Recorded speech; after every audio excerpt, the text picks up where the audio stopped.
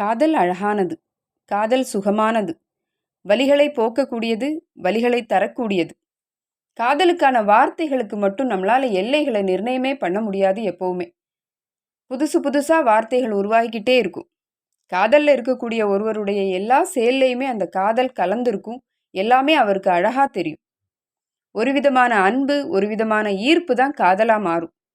காதல் ஒரு நிபந்தனைகள் இல்லாத, எல்லை இல்லாத அன்புன்னு சொல்றோம். ஆனா சில நேரங்கள்ல காதல் நிபந்தனைகளுக்கு உட்பட்டு தான் போயிருது. ஆக காதல் அப்படிங்கிறது ஒரு ஆணுக்கும் பெண்ணுக்கும் நடுவுல உள்ள ஒரு பரஸ்பர பந்தம்.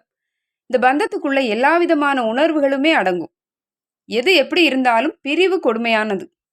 அது கண்டிப்பா வலிய கொடுக்கக்கூடியது.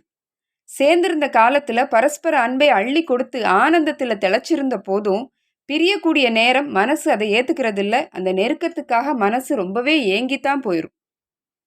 இலக்கிய கால காதல்லையும் இந்த பிரிவு அழகா சொல்லப்பட்டிருக்கு. முதல்ல தலைவனும் தலைவியும் ஏன் பிரியறாங்க?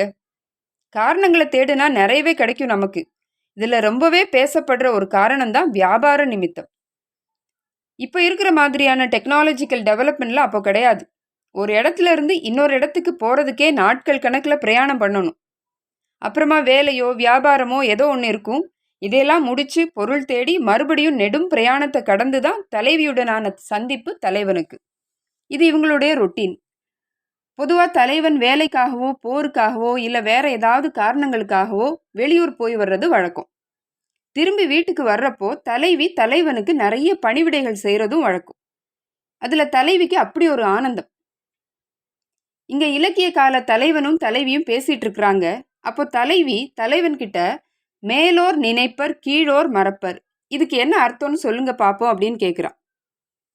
தலைவன் உடனே இதென்ன பெரிய விஷயம், நல்ல குணங்கள் உள்ள மேன்மையான மனிதர்கள் அவங்களுக்கு யாராச்சும் ஏதாவது உதவி செஞ்சிருந்தாலோ இல்லை நல்ல செயல்கள் ஏதாவது நடந்திருந்தாலோ அதை ஞாபகம் வச்சுட்டே இருப்பாங்க. இதே இடத்துல நல்ல குணங்களோ எண்ணங்களோ இல்லாதவங்க நன்றி அறிதல் நல்ல விஷயங்கள் இதையெல்லாம் மறந்துடுவாங்கன்னு சொன்னான்.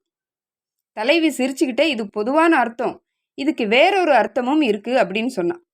அதாவது நம்மள மாதிரியே அன்பான தலைவனும் தலைவியும் ரொம்ப நாள் பிரிஞ்சிருந்து தலைவன் திரும்பி வந்தப்போ தலைவி அவனுக்கு சிறப்பாக பணிவிடைகள் செஞ்சிருக்கா. மறுபடியும் பிரிவுக்கான நேரம் வருது. அந்த நேரம் வந்தப்போ தலைவன் தலைவியை பிரிய மனசே இல்லாமல் கிளம்புறான். தலைவியும் வருத்தத்தை தனக்குள்ள கட்டுப்படுத்தி வச்சுக்கிட்டு தலைவனுக்கு வாசல்ல நின்று வழி அனுப்பி வைக்கிறான். தலைவன் நடந்து போயிட்டே இருக்கான். அவனுடைய கால்கள் தொடர்ந்து நடந்தாலும் கண்கள் மட்டும் ரொம்ப தூரம் வர தலைவியை திரும்பி திரும்பி பார்த்துட்டே இருந்துச்சான். அப்போ தலைவி தன்னுடைய மனசுக்குள்ள நினைச்சாலாம், பயண களைப்பிலையும் அலுப்புலையும் இருந்த இந்த கால்களுக்கு நான் எவ்வளவோ பணிவிடைகள் செஞ்சிருக்கேன். ஆனால் அந்த கண்களுக்கு நான் எந்த சேவையுமே செஞ்சது கிடையாது. கீழே இருக்கிற கால்கள் இதை எதையுமே நினைக்காம நடந்து முன்னாடி போயிட்டே இருக்கு. ஆனால் மேலே உள்ள கண்களோ நான் எதுவுமே செய்யலைனாலும் என்னையும் என் நினைவுகளையும் மறக்காம திரும்பி திரும்பி பார்த்துட்டே தான் போகுது. அதைத்தான் மேலோர் நினைப்பர் கீழோர் மறப்பர்னு சொன்னேன்னு சொன்னான். தலைவனுக்கு இந்த விளக்கத்தை கேட்டு ரொம்பவே ஆச்சரியமா போயிடுச்சு.